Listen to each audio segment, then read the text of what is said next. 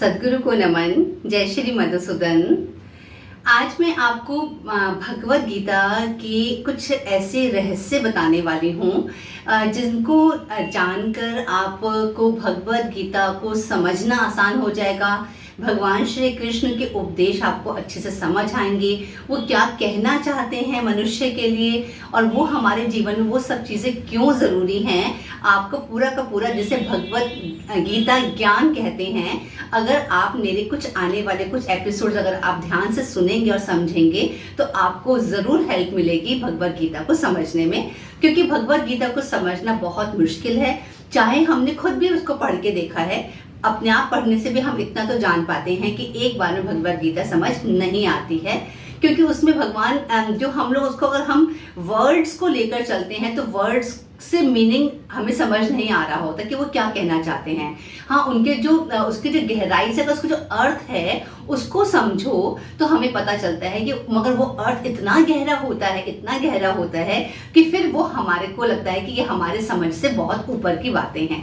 तो मैंने अपनी इस पूरे भगवत गीता को समझने में काफ़ी समय दिया है और हर बार जो मेरा अपना एक्सपीरियंस वो ये है कि जितनी बार मैं भगवत गीता पढ़ती हूँ, जितनी बार उसको मैंने लिखा है, समझा है, तो उतनी बार मुझको हर बार एक नए रूप में भगवत गीता सामने निकल कर आती है। भगवान श्री कृष्ण के जो उपदेश हैं, जो अर्जुन को वो कहते हैं, जो उन्होंने जीवन मृत्यु के बारे में बोला है, जो इंसान के जीवन के बारे में बोला है, जो भगवान हमसे चाहते हैं, ये सब चीज़ें हर बार एक नए रूप में सामने आती हैं। मतलब भगवत गीता एक ऐसा विषय है जिस पर अध्ययन करना पूरा एक जीवन भी कम है।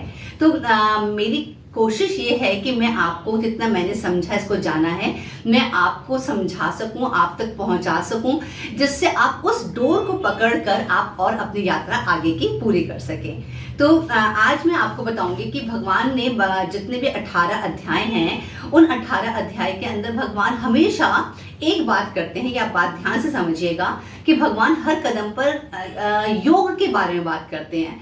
तो योग कौन सा योग, मतलब हर अध्याय में भगवान योग के बारे में कह रहे हैं। तो योग क्या वही वाला योग है जो हम लोग प्रातः उठकर योगाभ्यास करते हैं, योगासन करते हैं? क्या वही योग है? क्या प्राणायाम करना ही एक के बारे में ही भगवान कह रहे हैं और वही एक योग है क्या? तो ऐसा नहीं है। प्राणायाम जो है वो तो योग है, जो हम आसन करते हैं वो भी योग ही है, मगर भगवान जो है वो भगवान ने 18 प्रकार के इसके अलावा भी बहुत सारे योग बताए हैं। तो जैसे मैं आज आपको बताऊंगी, पहले मैं आपको 18 अध्यायों के नाम बताऊंगी, जिससे आप ये समझ सके कि नाम से ही पता चलता है कि भगवान हर कदम पर योग के बारे में बात कर रहे हैं।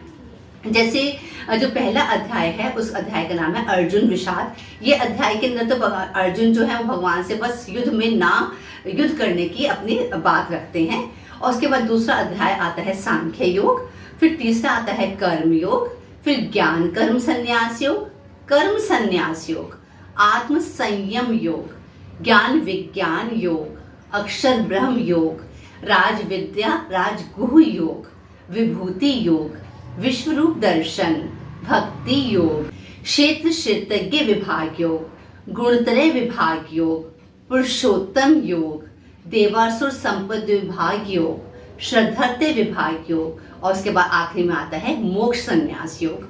तो आपने देखा कि हर अध्याय के पीछे योग का नाम आ रहा है। तो योग के बारे में भगवान क्या कहते हैं, तो जब आप इस बात को समझ जाएंगे तो आप समझ लीजिए आपको पूरी भगवत गीता समझ आ जाती है। तो पहला अध्याय के जो दूसरा अध्याय जो है, बल्कि जो सांख्य योग है, मैं आपको यहाँ से शुरू करूंगी। सांख्य योग जो है, सांख्य योग के अंदर भगवान ने कहा है कुछ, भगवान ने ज्ञान योग की बात बताई है। मतलब भगवान ने ज्ञान के बारे में कहा है और ज्ञान को भगवान ने कहा जो जिसको ज्ञान हो जाता है वो योगी कहलाता है, मतलब वो उसको योग प्राप्त हो गया।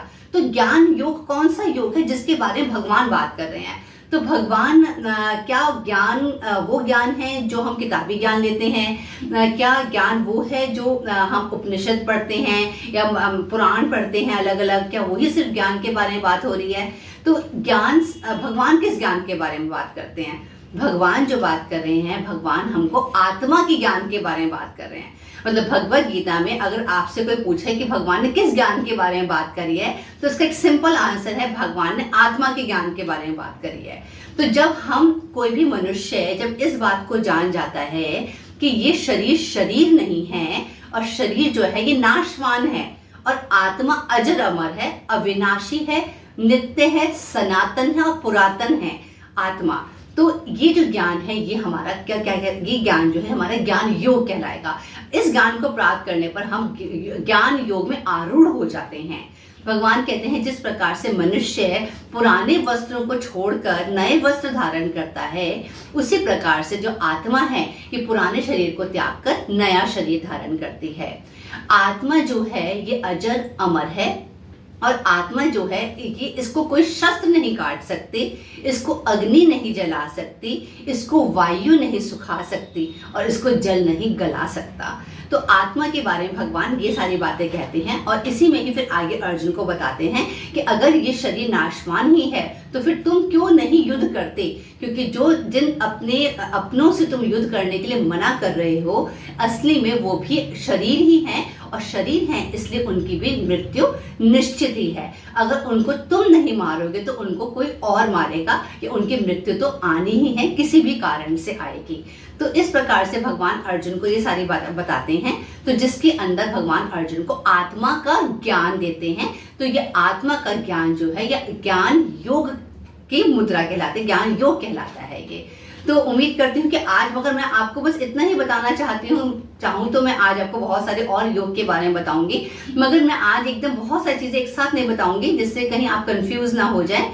तो आगे आने वाले कुछ एपिसोड्स के अंदर मैं आपको भगवान के द्वारा बताए गए सारे के सारे जो योग हैं उनके बारे में बताऊंगी, जिससे जिनको आप जब समझ जाएंगे तो आपको भगवत गीता का अच्छे से ज्ञान हो जाएगा। तो उम्मीद करती हूँ आज का अध्याय आपको अच्छा लगा होगा, एपिसोड आपको अच्छा लगा होगा। अपने नेक्स्ट एपिसोड में दोबारा आपसे मिलती हूँ, तब तक के लिए हरे कृष्णा।